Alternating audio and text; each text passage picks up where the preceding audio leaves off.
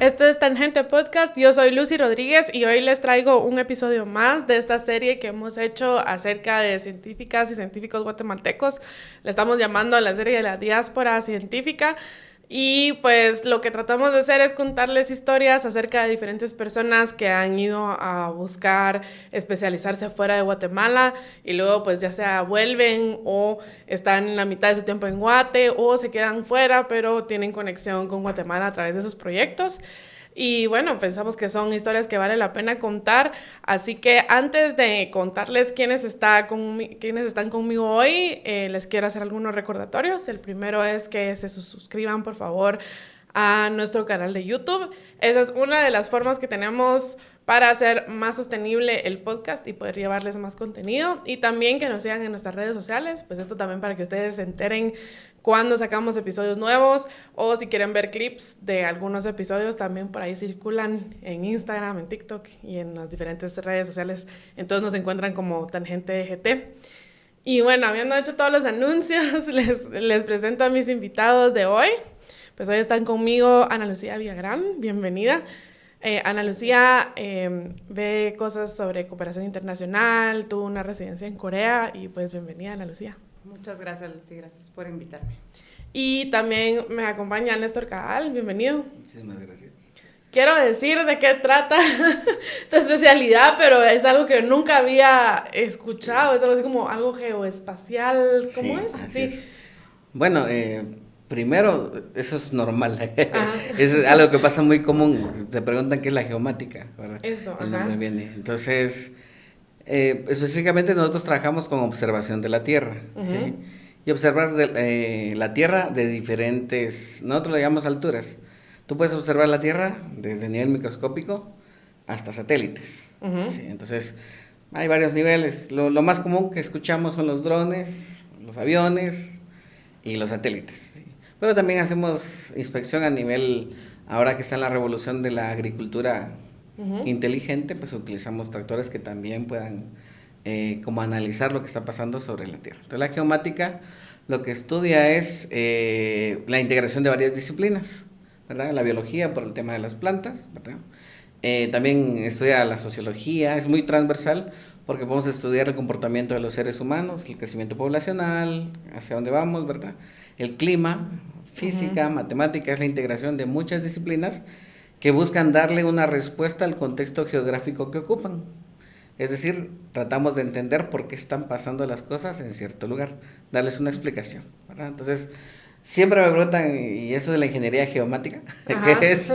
Entonces, la ingeniería geomática es la aplicación de muchas disciplinas a esta ciencia que es relativamente nueva para analizar el contexto territorial, el contexto que actualmente le llamamos geoespacial, ¿verdad?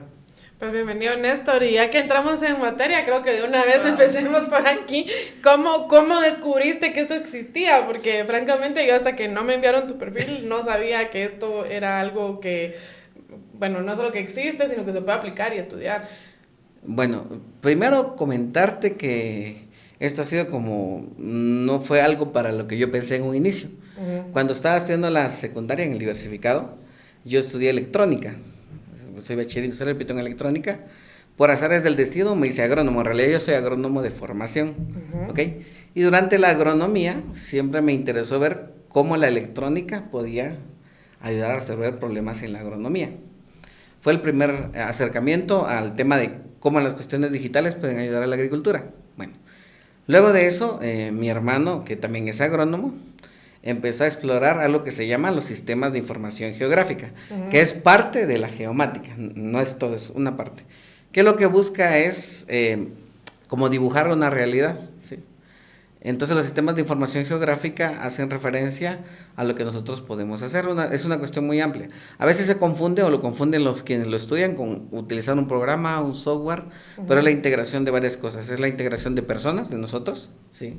De los datos que los transformamos en información, de los fenómenos que están pasando y de cómo nosotros analizamos toda esa información. Entonces fue como por pasos. Empecé con la agricultura, poniéndolo digital, después vi que se podía hacer los sistemas de información para entender qué se podía hacer. Y con el tiempo como de a poquito. Y para contarte un poquito de contexto de esto, es que aquí en el país, digamos, solo hay una maestría que es muy joven. Tendrá unas 4 cortes de haber empezado, porque antes no existían las nociones de la integración de la tecnología para la observación de la Tierra aquí en el país. Entonces a mí me tocó ir, primero fui a Brasil, estuve en Egipto, estuve en Chile, buscando como dónde hay lo que yo quiero, porque sí tenía claro qué quería, pero no sabía en realidad qué era lo que iba a encontrar. Y una de las luces más importantes que tuve para saber qué quería y concretarme en ello fue en el Instituto de Geociencias de Minas Gerais en Brasil. Ajá. Ahí había un centro de investigación geoespacial y ahí ya por primera vez escuché el término de geomática, ¿sí? Después de eso, tuve la posibilidad de hacer una pasantía en el Instituto Geográfico Agustín Codazzi de Colombia y fui explorando más, pero no había una formación como específica, ajá, sino habían cursitos, como llevas un curso de cualquier cosa, cortito, pero no una formación como tal, o sea, una maestría o algo así. Entonces, entre todo ese quehacer de querer entender qué quería yo como formación, apliqué una beca de Erasmus Mundus, que es la beca que se tiene de parte de la Unión Europea. En su momento existía un programa que se llama Eula Links. Entonces, apliqué a esa beca y me logré ir a España, que es de donde viene la historia toda esta. En el 2017 logré ir a España, pero veo que hay una carrera que se llama Desarrollo Rural, que está muy vinculada con la agronomía, y que dentro de esa carrera habían 2 cursos de lo que yo estaba buscando, que era, en este caso, teledetección y sistemas de información geográfica, formados como tal, no cursitos de 10, 20 horas, sino que estuvieran dentro de un pensum de formación profesional. Llegando al lugar donde yo estudié, que se llama Córdoba, la universidad y la región pertenece a Andalucía, investigando un poquito, ya me encontré que había una formación, la primera formación formal, valga la redundancia, que se llamaba Modelos Geoespaciales para el Manejo Forestal. Entonces yo dije, wow, ¿qué es eso? A mí me interesa. Entonces empecé a llevar la maestría de Desarrollo Rural, que estaba becada por la Unión Europea, y intenté pedir una beca que me la dieron a medio tiempo en esta. Entonces ya empecé a tener más conceptos que dejaron de ser solo cursitos que te dan una idea, ¿verdad? Sí. Y al final termino en el 2018 la maestría. Me invitan a ser parte del claustro de catedráticos de la Universidad de Córdoba, siendo profesor en la universidad, y empiezo a buscar la posibilidad del doctorado, que de ese hecho el doctorado es en ingeniería geomática, ¿verdad? Entonces ya teniendo claro el tema de qué quería, aplico y por la Organización de Estados Iberoamericanos consigo una beca para poder estudiar ya la formación doctoral, ¿verdad? Pero cuando llego al doctorado, a mí me dicen que no necesito formación complementaria, es decir, que quiero explicar esto que es bien interesante, que no necesitas clases, sino solo necesitas haber hecho investigación, porque yo he sido profesor de la Universidad de San Carlos. Este año estoy cumpliendo 13 años de ser profesor. Entonces me dijeron, la parte formativa no, pero sí la parte de investigación. Entonces me mandan directamente a investigación y me doy cuenta de que mi base geoespacial es muy débil y que es necesario fortalecerlo, porque yo llegué a un doctorado, pero que mi parte formativa estaba bien, pero faltaba el tema geoespacial. Entonces inicio un segundo máster que se llama Transformación Digital. Entonces esa ya me da más luces de lo que puedo buscar con la geomática y pues es complementario. Entonces hago el doctorado y paralelamente hago el máster para utilizar las herramientas que da el máster, que es un máster muy bueno en el tema del doctorado. Entonces en ese proceso estamos actualmente, ¿verdad?, de la finalización del tema del doctoral. Y para comentarte que siempre me preguntan qué es la geomática. Entonces, actualmente ya tenemos colegas aquí egresados de la Universidad de San Carlos de Guatemala en formación de geomática y decirles que es un campo muy interesante, el de observar la tierra, comprender el clima, los cultivos, que es muy importante, ¿verdad? Que es, nosotros observamos los medios de producción de cultivo, el rendimiento, el crecimiento, etcétera, por medio de estas tecnologías. Entonces, hay mucho buen material humano aquí en el país. De ese hecho, es como llenarse de orgullo el decir que nosotros tenemos una campeona geoespacial, que tal vez la han escuchado, se llama África Flores Anderson. Es una guatemalteca que trabaja en NASA Servir junto con otra guatemalteca que también está en la NASA, que se llama Betsy Hernández. Entonces, como que tenemos un legado bastante importante en temas geoespaciales. Si ustedes las buscan, a ellas dos en internet, son muy importantes en el tema geoespacial para el mundo, no solo para Guatemala, para el mundo. Ajá. Entonces, tenemos referentes a nivel mundial de lo que se puede hacer aquí, ¿verdad? Wow. Hay que ver cómo conseguimos por ahí esos contactos que vengan aquí Por a supuesto. platicarnos. Y es muy interesante, y te cuento porque ambas son estudiantes de la Universidad de San Carlos de Guatemala, ¿verdad? Y que fueron escalando hasta llegar a ahora donde están en NASA. Entonces, una es investigadora directamente de NASA África, y Betsy, que trabaja en un convenio de la Universidad de Huntsville en Alabama, junto con programas de la NASA. Entonces, hay muchas cosas interesantes. Ellos han venido muchas veces aquí a capacitar al país, y entonces las instituciones de gobierno han estado en los últimos 4 o 5 años incursionando de manera muy fuerte en estas tecnologías, ¿verdad? Qué excelente. Y si está buscando empleo, recuérdese que Transdoc es la feria permanente del empleo, y ahí puede encontrar oportunidades pues hasta 2,000 al día, y es una plataforma viva que cada vez se va actualizando y poniendo oportunidades nuevas. También funciona si usted está buscando talento, puede acercarse a Transdoc y ver pues ahí qué encuentra para mejorar su compañía. Y si quiere más información, escriba a info@transdoc.com o visite transdoc.com. Y bueno, ahora quiero darle pues el turno a Ana Lucía. Cuéntanos, Ana Lucía, ¿cómo llegaste a Corea? Porque estaba leyendo en tu perfil que viviste más o menos 11 años allá. ¿Qué fue lo que te llevó a Corea y por qué encontraste ahí lo que estabas buscando? Sí, la verdad es que llegar a Corea fue un poco inesperado, en el sentido de que yo estaba buscando una beca y siempre me gustó Asia, pero yo no sabía nada de Corea, porque en ese tiempo nada de K-pop, nada de K-drama, no se sabía nada de Corea. Y entonces mi primera idea fue, bueno, voy a buscar aplicar becas a Japón, porque era lo que más había escuchado. Y recuerdo haber visitado la embajada de Japón y me dijeron, mire, acaba de terminar pues la convocatoria y tiene que esperar 1 año. Pero entonces dije, bueno, y mientras tanto yo seguía aplicando. He escuchado varias historias en este podcast y muchas se repiten, ¿verdad? De que todos tratamos varias veces para varios programas, ¿verdad? Y pues habían ahí varios rechazos y yo decía, bueno, voy a seguir esperando, voy a seguir buscando, hasta que en algún momento entré a aquella página, yo no sé si se recuerdan, de SG Plan, en donde bajaba muy despacio toda la información de las becas, y finalmente pues salió esta muy interesante de Corea y dije, bueno, voy a aplicar porque me llamaba mucho la atención. Era para comercio y desarrollo, economía del desarrollo. Y así es como yo me voy a Corea, sin saber nada de Corea. Empecé a investigar lo más que pude y me fui.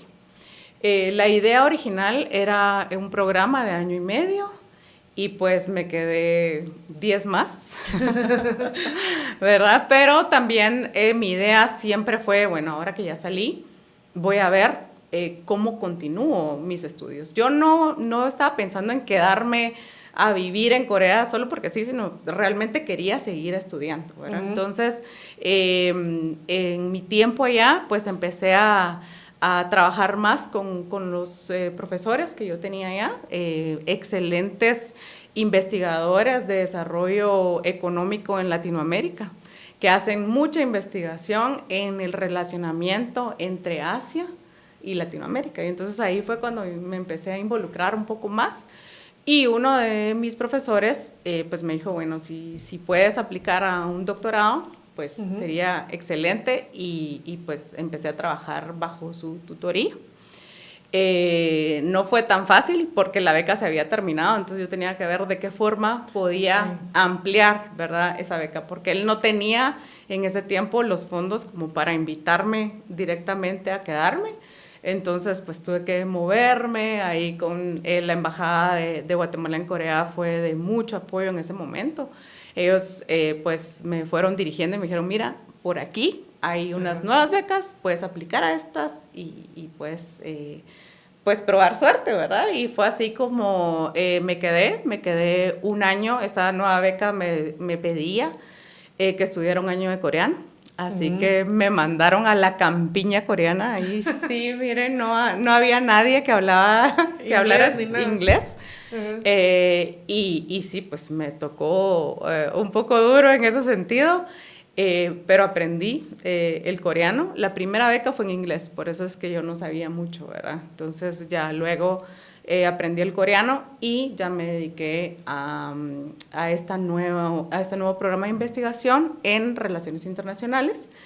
Y ahí sí ya me metí más de lleno a la investigación de la inversión extranjera directa de Asia a América Latina, y entonces estábamos viendo cuáles eran los grandes conglomerados asiáticos que estaban haciendo inversiones en América Latina y cuál era la repercusión social, económica en cada uno de estos países, ¿verdad? Y cuánto tiempo se quedaban, si llegaban, se quedaban 5 años, 10 años, 30, ¿verdad? Sí. Así que fue muy interesante, aprendí muchísimo. Y por azares del destino, conociendo a mucha gente, yo creo que ahí en Asia es muy importante el relacionamiento entre las personas, eso se estudia incluso en economía, el relacionarse es una forma importante de hacer negocios, de hacer vida social, etc. Y fue a través de mi profesor que a mí me contactan de una empresa multinacional en Corea, y me dicen, necesitamos a alguien que sepa de economía y cultura latinoamericana y nos gustaría que vinieras a trabajar con nosotros. Y ahí fue cuando ya pues pasé de estar en la universidad a ya el mundo corporativo y me quedé muchos años más por allá. Pero entonces ahorita me imagino que ha de ser como fascinante para ti todo lo que está sucediendo a nivel internacional, ¿no? Porque creo que cambian todas las reglas del juego ahorita en temas de comercio internacional, quiénes van a ser los actores de poder en temas de inversión extranjera directa, etcétera. ¿Cómo lo ves ahora? Así es, mira, al mismo tiempo que me dediqué a esto, también mi interés siempre fue en el lado de la cooperación internacional. Y creo que todo se está moviendo en este momento. Las dos piezas se están moviendo y creemos todos que ahorita estamos simplemente viendo hacia dónde va a ir.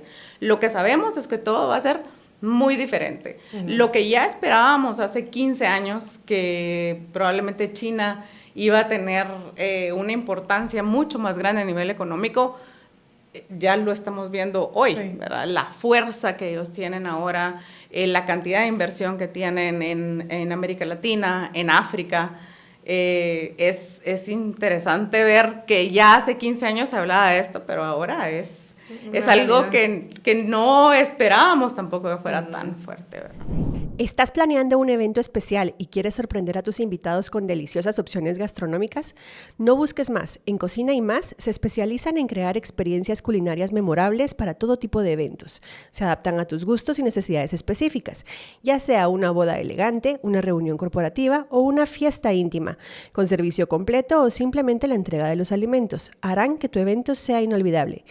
Haz de tu próximo evento una experiencia gastronómica extraordinaria. Escribe al WhatsApp 5923-9198 para obtener más información y reservar tu fecha. No esperes más para llevar tu evento al siguiente nivel con Cocina y Más Catering. Sí, qué interesante. Y bueno, hablando de las aplicaciones de tu campo, ahora quiero hablar contigo, Néstor, de esas aplicaciones. Digamos, ¿cómo pasas del estudiar y toda la parte académica, el doctorado, etcétera, a cómo se puede aplicar esto ya en la realidad? No sé si has visto cómo aplicarlo específicamente a Guatemala, sí, claro, necesariamente, o digamos, contame un poquito acerca de eso, cómo se ve ya finalmente la geomática. Ok, primero, digamos, contarte que en dos líneas. La primera en la de formación, de traslado de capacidades, ya sea a alumnos que están a mi cargo, y en los últimos 3 años a las instituciones de gobierno, a las diferentes instituciones de gobierno, porque te preguntas, ¿para qué nos puede servir? ¿Verdad? Entonces, el ejemplo más claro y como más cercano es que el año pasado, pues, yo creo que ustedes se enteraron que el país literalmente ardió, ¿no? Sí. Se quemó mucho del país, hubieron varias hectáreas de pérdida de cobertura forestal como agrícola. Entonces, la tecnología de de observación de la Tierra, la tecnología geoespacial, nos ayuda a monitorear esas zonas que han ocurrido incendios forestales o incendios en zonas agrícolas y podemos cuantificar la magnitud del daño. Puedes tú cuantificar cuántas hectáreas se perdieron y eso repercute en un daño económico que puede sufrir una región, una persona, una institución, una empresa, ¿sí? Entonces nosotros le llamamos a eso monitoreo de cicatrices de incendios. Tú puedes cuantificar cuánto en un periodo, normalmente le decimos una temporada de incendios, cuánto se quemó en el país. ¿Y eso para qué te sirve? Para las estrategias de recuperación de bosque, ¿verdad? Ahorita el país está en un proceso de una estrategia nacional de bosques, de recuperación de bosques, que se llama SNAREBO, que la dirige el Ministerio de Ambiente y Recursos Naturales. Entonces ellos tienen que tener a la mano, saber qué áreas se quemaron y qué tanto fue el daño, ¿sí? ¿Y por qué nos sirven estas tecnologías? Porque hay zonas que no son accesibles tan rápidamente cuando está ocurriendo el fenómeno, ¿verdad? Y tú puedes hacer un seguimiento, ¿verdad? Hay lugares, por ejemplo, en áreas protegidas que por su propia naturaleza se incendian, pero también puede haber mano humana, claro, la que ocasiona incendios, y por su tipo de categoría tú no puedes intervenir el área protegida, dependiendo de la categoría. Entonces la propia naturaleza se encarga de recuperarse y nosotros podemos monitorear cuánto tiempo tarda con estas tecnologías en recuperarse de manera natural un ecosistema que ha sido dañado. No sé si ustedes se enteraron, el año pasado hubo un incendio dentro del Parque Nacional Laguna La Chua, entonces hemos estado dando un seguimiento desde la academia de cómo se está recuperando. No es lo mismo que se quemó algo donde no tenemos restricciones de manejo, como para ir a sembrar arbolitos, a que la propia naturaleza dentro de ella misma se encargue de recuperarse. Entonces no es tan fácil, digamos, para este tipo de cosas de estrategia. También en cuestiones aplicadas, monitorear un cultivo. Por ejemplo, tú tienes una extensión, ¿qué te digo yo?, de un cultivo importante para el país, que puede ser la caña, por ejemplo. Entonces tú puedes saber la etapa fenológica. ¿Qué es la etapa fenológica? El crecimiento, ¿sí? Nosotros, pues ya está investigado cuál es su crecimiento natural, normal, ¿sí? Tú sabes cuántos días y cómo crece esa curva. Y tú lo puedes monitorear también con satélite y saber si está teniendo una enfermedad, si le está haciendo falta agua, si tiene mucha agua. Entonces te sirve para monitorear un cultivo, ¿sí? Entonces, ¿qué otra cosa aplicada podemos hacer? Bueno, el clima. Hay satélites que miden columnas verticales de los diferentes gases que están afectando. Digamos, nosotros llevamos una investigación en el año posterior a la pandemia, en el 2020, hicimos 2 investigaciones. La primera era en cómo, en la época en la cual nosotros nos confinamos, fue la mejor calidad ambiental que hemos tenido en los últimos años, porque no producimos tanta contaminación. Entonces, hemos estado comparando, hay un estudio que hicimos de eso, sobre las variaciones de dióxido de nitrógeno en Centroamérica, para ver la mejor calidad ambiental de esa fecha en la cual nos confinamos, contra antes de la pandemia y después de la pandemia. Y es interesante ver que, por ejemplo, a mí me pareció muy interesante que lo que tú primero que piensas, si hablamos a nivel regional, es que son las capitales las que van a producir la mayor cantidad de variaciones, ¿verdad? Tanto positivas cuando se recuperaron como negativas. A mí me pareció interesante de que una que no fue capital en Centroamérica presentaba altos niveles de contaminación y variaciones, que fue Puerto Cortés en Honduras. Sí. Entonces nos dimos cuenta de que no siendo capital, era un lugar que el tema industrial estaba afectando mucho la presencia de dióxido de nitrógeno. Y la otra fue que efectivamente nos tocó pasar, no sé si se recuerdan, los huracanes Eta y Iota. Sí. Estando confinados, y nos tocó también ver el tema de los huracanes. Y quiero contarles algo que es bien interesante. Nosotros trabajamos en la observación de la Tierra en 2 grandes ramas, lo vamos a llamar así, ¿sí? En lo que se puede ver, le llamamos óptico, tú capturas una foto y lo que sale en la foto es lo que encuentras, ¿sí? Pero nosotros teníamos el inconveniente de que, por ejemplo, hay un huracán, tú no ves que está pasando abajo de las nubes, ¿no? Porque la nube está tapando el territorio, ¿no? Entonces se desarrolló una tecnología que se llama radar, que ese no importa si es de noche, si es de día, si está oscuro, si hay nubes, va a capturar información. Entonces, para analizar qué pasó con los patrones de inundación en Centroamérica, utilizamos esta tecnología y comprender cuál fue el daño que ocasionó, en este caso, la presencia de los huracanes. Si ustedes se recuerdan, en menos de 30 días tuvimos 2 huracanes, Ajá. ¿verdad? El primero, el ETA, nos sirvió para entender que aunque no fue el que generó mayor incidencia en deslizamientos, inundaciones, pero lo que ocasionó es que se saturó el suelo. Entonces, aunque él no ocasionó los desastres más grandes, fue el Iota que solo fue a terminar de hacer el starter. Ajá. Si uno mira los gráficos de precipitación, tanto en estaciones en campo como en satélites, uno se da cuenta que la magnitud del ETA fue más grande, pero el Iota fue el que ocasionó más daños. Entonces, la observación satelital nos puede servir para la gestión de riesgo a desastres, ¿verdad? No solo desastres vinculados a los seres humanos, que es lo más importante de la conservación de la vida, sino también de las especies, ¿verdad? En este caso, por ejemplo, los incendios forestales, como se los ha contado. Entonces, en términos generales, como estos ejemplos más grandes que podemos tener, así como el análisis de desarrollo urbano, tú puedes estar viendo hacia dónde va creciendo la población. Ajá. Y hacer patrones como de decir, bueno, hasta acá está creciendo, ¿por qué está creciendo hasta acá? Es por la vegetación, también el tema de cultivos extensivos como la palma africana, tú entender cuál es el efecto que puede tener en el corto, mediano y largo plazo el cambio de un bosque natural a una plantación, etcétera. Entonces, bastantes aplicaciones que en el país son importantes y que en diferentes instituciones como el Ministerio de Agricultura, el Ministerio de Ambiente y Recursos Naturales, el Instituto Nacional de Bosques, la CONRED, las universidades, sirven para la toma de decisiones. Entonces, son tomas de decisiones informadas, ¿verdad? Sí, sí, como para diseño de política pública. Exactamente. O sea, tú puedes fundamentar que de ese hecho es algo que se está buscando. Que, por ejemplo, tú digas, bueno, yo necesito ir a sembrar 1,000,000 de arbolitos, pero no lo puedes hacer al azar. Claro. Tú puedes utilizar estas tecnologías para decir, bueno, aquí hemos perdido bosque y su recuperación es muy lenta. Ok, aquí hubo incendio. Ok, aquí hubo inundación. Ok, esta es la zona de recarga hídrica de la cuenca. Entonces, para que tus decisiones sean informadas y con conocimiento y evidencia científica, y no solo porque digas, sembramos aquí un arbolito y está bien, sino que, claro, entonces esto se sirve para lo que tú dices, la creación de políticas y por supuesto la toma de decisiones informadas con evidencia científica, ¿verdad? Y ahora quiero volver contigo, Ana Lucía, y te quería preguntar acerca del shock cultural. O sea, ¿qué tan difícil fue adaptarte a una cultura que era pues diametralmente distinta a la guatemalteca y que encima pues como decías al inicio no se sabía mucho de ella? No es como ahora que, no sé, quizá alguien que quiera irse a Corea se prepara viendo películas o series, o ahora hay más libros y demás, y se conoce, incluso comiendo la comida. ¿Cómo fue para ti? ¿Ese fue impactante o si te lograste adaptar fácil? Yo creo que realmente iba tan emocionada porque mi plan era aplicar una beca, me salió la beca y yo quería conocer Asia. Desde que tenía más o menos como unos 11, 12 años, yo leía literatura que estaba basada en Asia, pero más que todo como Japón, China, ¿verdad?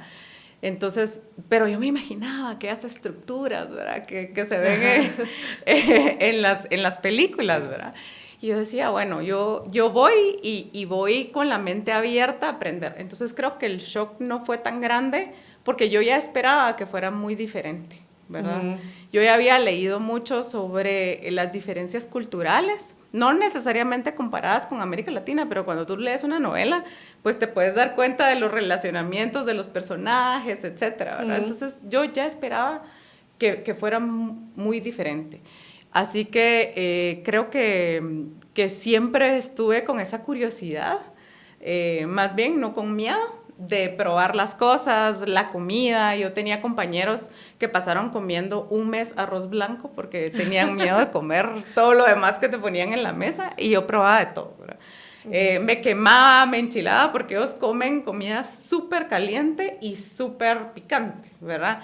Pero bueno, yo decía, ay, esto ha de saber a tal cosa, y totalmente, diametralmente diferente a lo que yo me imaginaba que iba a saber, ¿verdad? Pero creo que en ese sentido yo no sufrí. Yo te diría que la lejanía o estar lejos de casa no lo sentí hasta cuando estaba como en mi 7º año ¿A la verdad? viviendo ¿Tanto fuera. así? Sí, o sea, realmente yo estaba desde el principio pues totalmente sumergida en aprender.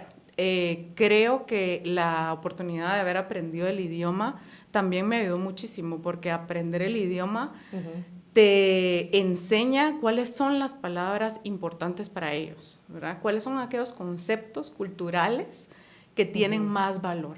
Y entonces tú puedes aprender de una mejor forma a cómo relacionarte con las personas del lugar. También lo vi cuando yo ya me moví hacia mi vida corporativa.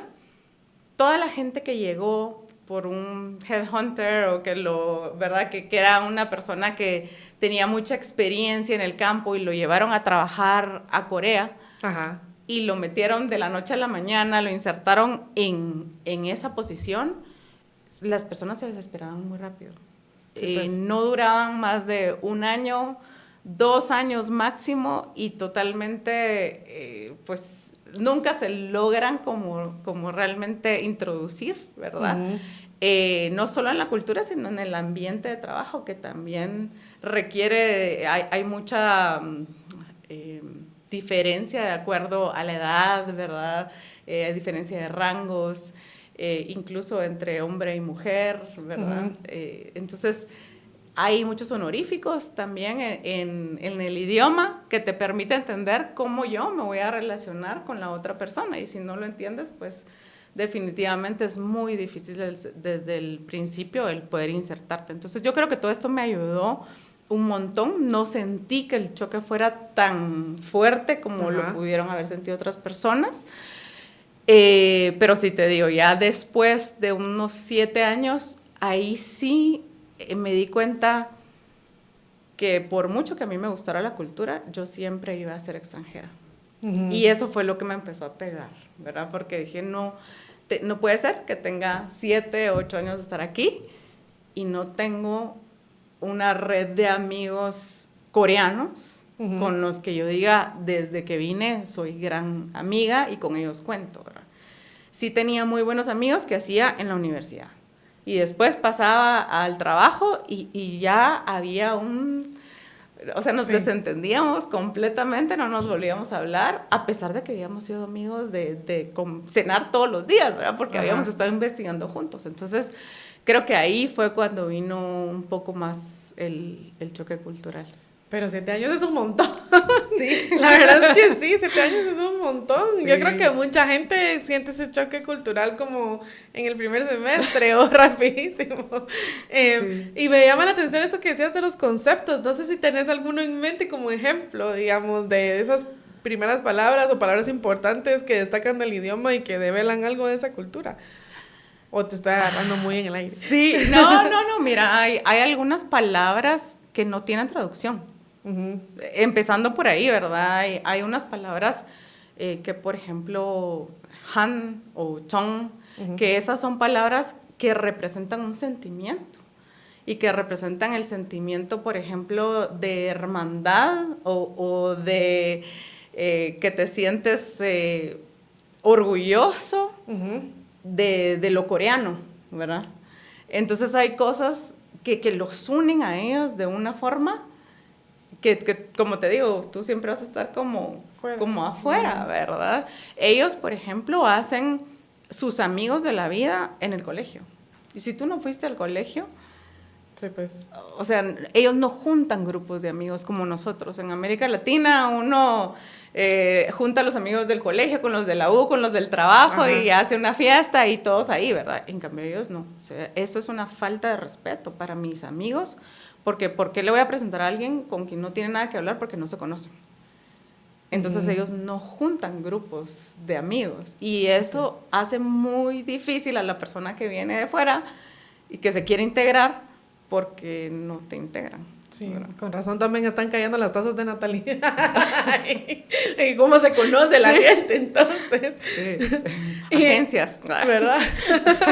Y en tu caso, Néstor, pues es España, y uno diría España está muy cerca, muy hispano, etcétera, pero ¿sentiste algún tipo de choque cultural, nostalgia por tu país? La nostalgia siempre va a haber. Siempre vas a anhelar el tamalito, las tortillas, o la comida hecha en casa por mamá, por la abuela. Eso es lo primero que te afecta, es tal vez vas con la fortaleza espiritual de saber que asumes un reto y es un reto que tú decidiste tomar. Pero lo primero que te das cuenta es el choque gastronómico. No es tu comida. No son las formas. Digamos, a mí de las cosas más interesantes que me tocó vivir es la comida mediterránea, ¿sí? Aquí acostumbrado a comer todo con maíz. El tamalito, la tortilla, los frijolitos, allá totalmente dieta mediterránea uno. Lo otro es que a mí me pareció pero muy interesante que en España, más en la región donde yo estoy, por el tema de la temperatura, es que se hace la siesta. Entonces, sí. Tú cortas el día y haces la siesta. Y digamos, otra cosa que me pareció interesante, que me costó un poquito entrar, fue el tema de que la noche para ellos es joven, dice. Es decir, sí, claro, que la noche es larguísima, o sea, y eso. En el tema de las relaciones sociales, aunque no lo parezca, siempre el latino busca al latino. Entonces, estando allá, aunque tú hicieras amistades con los españoles, con los compañeros, no sé por qué hay una diferencia muy importante entre como ese nivel de cariño y aprecio que nos tenemos y la confianza, que aunque tú siempre estés con tu grupo de compañeros de trabajo o de estudio, que son locales, en este caso, en mi caso españoles, como que hubiese una mayor cohesión entre latinos. No sé por qué, es mucho más fácil que tú digas, te visito, ay no, vente, siéntate conmigo, tomamos un café, que agarrar a alguien de imprevisto que no sea de tu cultura. Digamos, tú no le puedes decir, te visito y miran su agenda, ven si pueden, cambio tú te visitas, no tengas pena, yo me arreglo, y verdad. Entonces, siempre he notado, digamos, principalmente que la mayor parte del tiempo que he estado en España, es que la cohesión que se tienen entre los latinos es bastante fuerte. Y una cosa que se me olvidó contarte, que a mí me parece importante, de lo que me preguntabas, qué cosas aplicadas hace la geomática. Yo también trabajo en una fundación que se llama PACUNAM, y lo más famoso que tiene, no sé si lo has escuchado, Líder en Petén, ¿verdad? Entonces, yo creo que esto lo conocen muchos, pero después se preguntaron en la fundación, que es un trabajo muy interesante con concesiones forestales para el mantenimiento del bosque, se preguntaron qué más podemos hacer con esos datos, más allá de la arqueología. Entonces ahí es donde pues vengo yo al país y tengo la posibilidad en una conferencia poder conocer a esta fundación, y me dicen, con un equipo magnífico que tenemos de gente que también estudió fuera. Entonces yo eso te quería contar. Ahí tenemos un equipo de investigación, desarrollo e innovación, que la mayor parte de los que la conformamos, que somos 4, uno estudió en Alemania, perdón, uno estudió en Holanda, en Twente, otra estudió geoinformática también en Twente, una chica guatemalteca que estudió con nosotros geomática aquí en Guatemala, y yo que estudio afuera, ¿no? Pero lo que quiero resaltar de todo esto es que, más allá de la aplicación arqueológica, dijeron qué podemos hacer con estos datos que pueden beneficiar también a la reserva de la biosfera. Entonces, complementar eso de que hay aplicaciones bastante importantes en el país, porque la otra que podemos llamar a colación es la Atlántida Maya. La escucharon también, ¿verdad? En Semetabaja, con una tecnología que se llama sonar. Entonces, digamos que el país tiene ejemplos muy bonitos y muy interesantes que analizar de cómo esas tecnologías nos pueden ayudar, en este caso en la conservación del patrimonio natural y cultural que está en la reserva de la biosfera, que si nosotros le presentáramos lo bonito que hay abajo del bosque, si ustedes se dieran cuenta, hay cosas que uno no se imagina que ni siquiera existen, ¿verdad? Pero hay muchas cosas que decir de la reserva de la biosfera, que por eso hacemos un esfuerzo muy grande por tratarla de cuidar y mantener, ¿verdad? Y para cerrar la parte esa que tú me preguntabas, a mí también me pasó lo que a ti te pasó. Yo dije en cierto momento, yo creo que ya estoy cumpliendo mi ciclo. y llegas un momento y decís, hasta aquí. Yo no sé si es el hasta aquí, sino dices, bueno, hacemos pausa, porque creo que, yo al menos en lo particular, una vez reflexionando dije, hay que crear ciencia, pero con conciencia. Entonces es importante que nos vayamos a formar, está muy bien, pero también que podamos devolver algo al país de todo lo que pudimos aprender, ¿verdad? Entonces, el hecho de transmitir capacidades o dejar un poquito para el país, yo creo que es un espacio de conciencia que tenemos que tener los científicos o los que intentamos hacer ciencia, para beneficiar no solo a nuestra población actual, sino a nuestra población futura, ¿verdad? Entonces dije yo, Néstor, es momento, ya vamos terminando el doctorado, ya toca regresar y empezar otra vez a trabajar por el país, ¿verdad? Y una de las cosas que muchas de las personas que vienen aquí a estos episodios de la diáspora hablan es de ese contribuir al país de regreso, luego de haberse ido a especializar afuera. Entonces, quiero empezar contigo, Ana Lucía. Ahora resides aquí en Guatemala. Sí. ¿Es así? Sí.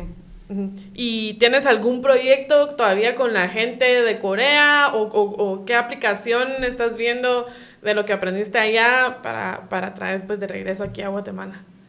Pues mira, antes de, como para contarte bien la historia, te voy a contar que yo originalmente estudié publicidad y para mí la comunicación ha sido siempre como algo de mis intereses más grandes. Y empecé a buscar como de qué forma yo podía ampliar el impacto de lo que hiciera con mi trabajo. Porque pues trabajé varios años en comunicación aquí, pero había algo que yo quería o que sentía que podía aportar un poco más, ¿verdad? Entonces así como yo me empiezo a meter en esta área de economía del desarrollo, y estando en Corea, que empecé a trabajar para una corporación muy grande, también sentía eso. O sea, tenía 5 años de estar trabajando ahí, pero sentía que había algo más que yo quería hacer, ¿verdad? Entonces, en ese momento de búsqueda, ¿verdad? Decidí salirme de donde yo estaba trabajando. En ese momento yo inicié un emprendimiento con mi familia, porque todo el mundo me decía, estás en Corea, ¿por qué no traes algo? Y cada vez que yo venía, ¿verdad? ¿Y qué nos trajiste? Y siempre todo el mundo me pedía cosméticos, me acuerdo yo. Entonces dije, voy a empezar. Y de hecho, iniciamos un emprendimiento de cosméticos coreanos. Tenemos 9 años de estar trayendo cosméticos coreanos a Guatemala. Pero digamos que era otra cosa que yo estaba haciendo aparte. Y en ese momento, cuando ya me había salido de este lugar, me hablan de la Embajada de Guatemala en Corea para ver si yo estaba interesada en trabajar con ellos en una nueva oficina de cooperación que iba a ver todo el programa de becas. Entonces, eso a mí me pareció súper interesante porque estando desde allá yo podía empezar a ayudar a gente acá que quería buscar pues, programas de licenciatura, de maestría, de doctorado, de investigación. Y muchos de ellos pues no tienen la información, ¿verdad? Entonces mi rol por casi 3 años fue el presentar, primero buscar esas oportunidades que existían en cada una de las organizaciones, en universidades, en centros de investigación, y luego ver si ellos aceptaban estudiantes que tenían algunos, pues en algunos casos requieren ciertas nacionalidades, en otros es completamente abierto, ¿verdad? Dependiendo de lo que ellos estén estudiando. Y bueno, así fue como empezamos mapeando cuáles eran las opciones que habían y luego haciendo pues un enlace aquí con CGPLAN, con el Ministerio de Relaciones Exteriores, porque era a través de la embajada, ¿verdad? Y finalmente con las universidades locales, ¿verdad? Para que ellos nos presentaran a perfiles que pudiesen ser interesantes para cada una de estas oportunidades que habían. Y la idea era simplemente el poder asegurarnos que todas esas oportunidades de becas se pudieran aprovechar, porque como nosotros sabemos, muchas veces se quedan vacías, ¿verdad? Sí. Nadie aplica a las becas. Entonces, esa fue mi primera oportunidad para poder ligarme, enlazarme nuevamente con Guatemala estando en Corea. Y ya al regresar a Guatemala, pues, como tú bien decís, ¿verdad? Hay un momento en que uno dice, bueno, hasta aquí llegué. Se cerró el ciclo. Sí. Para mí fue bien claro cuando mi abuela paterna falleció. Yo dije, ya, pasó mucho tiempo, ya los niños que eran pequeños cuando me fui, ya son niños grandes, los viejitos son cada vez más viejitos de mi familia, ya tengo que estar de regreso, ¿verdad? Yo me casé en Corea, mi esposo es coreano, entonces yo le dije a él, ¿verdad? Mira, en algún momento yo me voy a regresar a Guatemala, y me dijo, bueno, pues nos vamos. Así que pues nos venimos para acá hace 5 años con la idea de fortalecer un poco el emprendimiento que habíamos iniciado, pero yo siempre me quedé con esa idea de que quería también fortalecer y seguir con mi carrera, y es así como hace algunos años retomé con Good Neighbors Guatemala, que es una organización no gubernamental de Corea.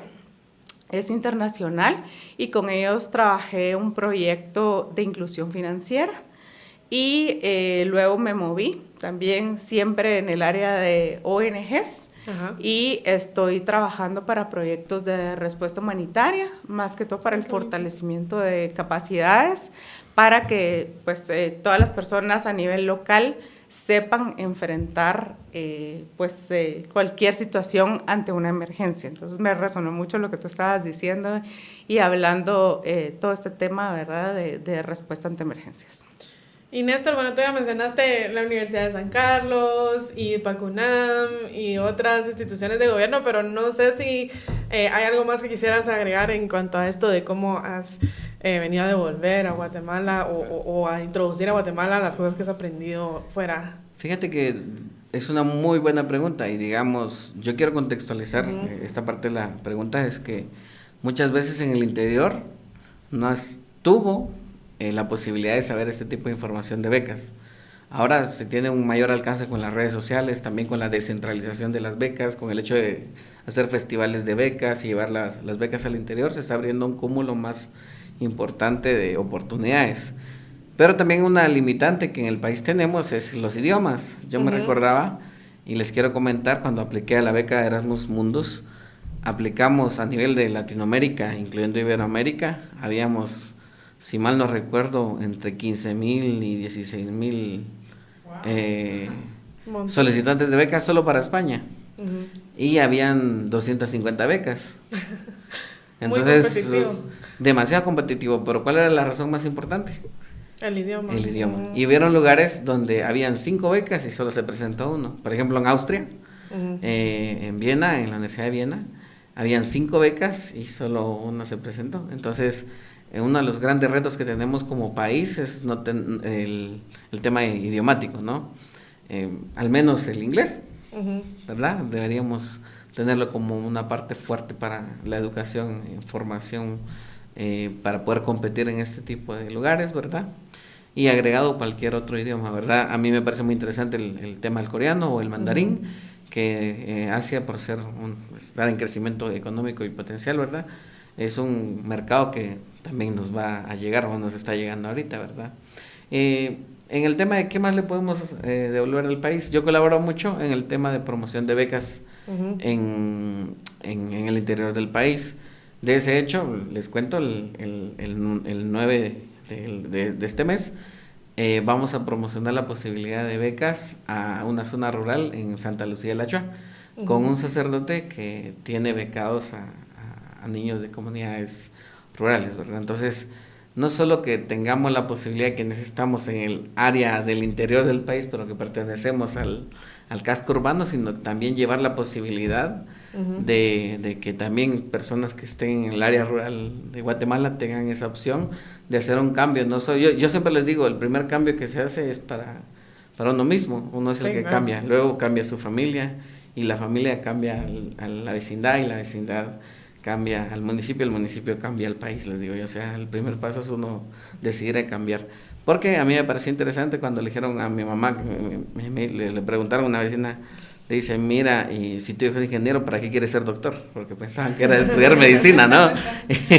Y le dice, no sé, pero algo de científico tiene, dice. Entonces, y la otra cosa es humanizar a quienes hacemos ciencia y estudiamos para poder estar cerca de la ciencia, que como tomando de modelos a Albert Einstein, decía yo, uno a veces piensa que están lejos, pero hay científicos que estamos cerca, ¿verdad? El caso de muchas que han venido aquí contigo a Tangente, es gente de alto nivel, pero que también son guatemaltecos que están destacando, ¿verdad? O sea, no tenemos nada que envidiarle a otros países, ¿verdad? Que hay suficiente madera para poder producir con calidad, ¿verdad? Entonces solo es confiar en las capacidades de uno mismo.